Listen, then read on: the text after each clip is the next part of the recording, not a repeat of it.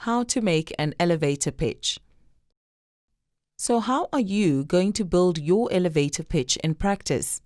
Well, the good news is you don't need to write anything down. Really, I would say, don't. The best thing is not to write anything down. What you need, though, is practice. You can practice in front of the mirror.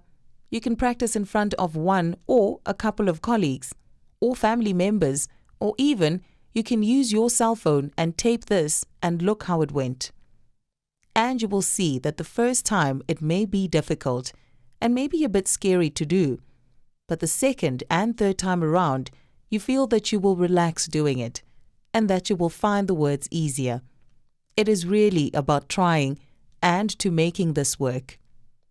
And if you can do this in 60 seconds by really choosing the key elements of your message, of what is important to convey to this particular audience or to this particular person, if you can say that in 1 minute, it is very easy for you to say it in 10 minutes or half an hour, because you can always build from that key essence.